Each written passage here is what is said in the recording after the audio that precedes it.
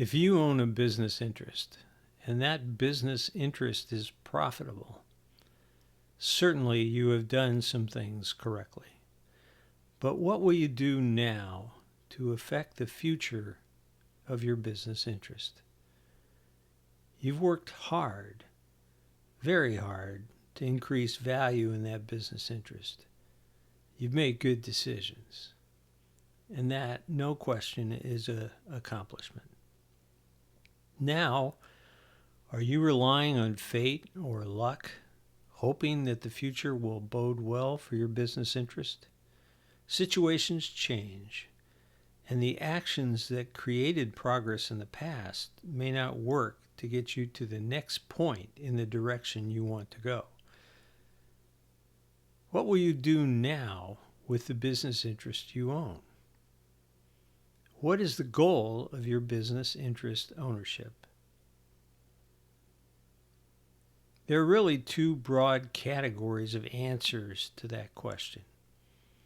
One is sell or liquidate the business interest for cash. The other is to hold the business interest to realize future growth and value. Now, there are a variety of reasons why a business owner might want to hold a business interest, even when that interest already has created significant value. Frequently, there is a desire to maintain the business within a group, such as a family. There often is a lifestyle factor, the conduct of the business being a way of life the owner does not want to leave. The danger of holding a business interest is that the owner's wealth is invested in the business and then subject to business risk. And business risk is a much higher risk than that typically experienced with personal investments.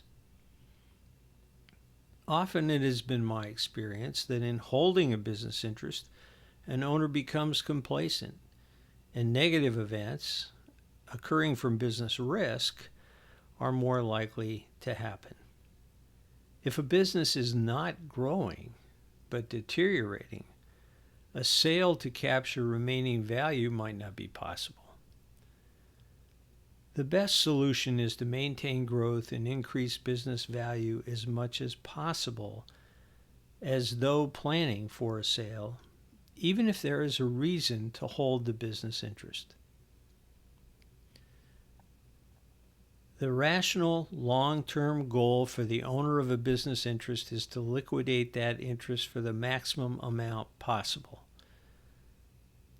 There will be a period of time where the value of the business interest grows.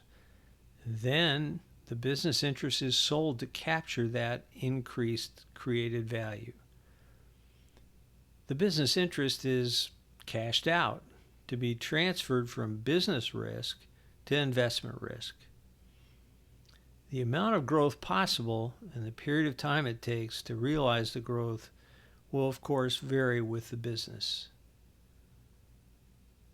The reason for the rationality of that long-term goal is at the basis of wealth creation. Funds created by business activity should be transferred over time from business risk to investment risk. Wealth occurs when personal funds invested at low risk sustain the expenses of living at a desired level. Funds invested in a business are subject to high risk and often cannot sustain wealth over time. If you got to where you are now with planning and hard work, continuing with that is not a bad idea. You should continue, though, on a dual track. Build value in the business by creating a group decision-making process that provides the business with consistent good decisions, and at the same time develop ways that the value now in the business will be transferred to you as an owner to increase personal wealth. It is through these endeavors that personal wealth will be created.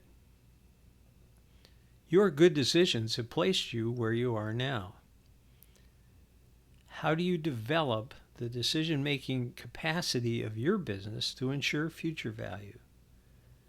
You will need help creating planning and executing actions to create business value. The services of business transition consulting may be of interest to you. As the principal consultant, my work is to help business owners act now to create wealth in the future.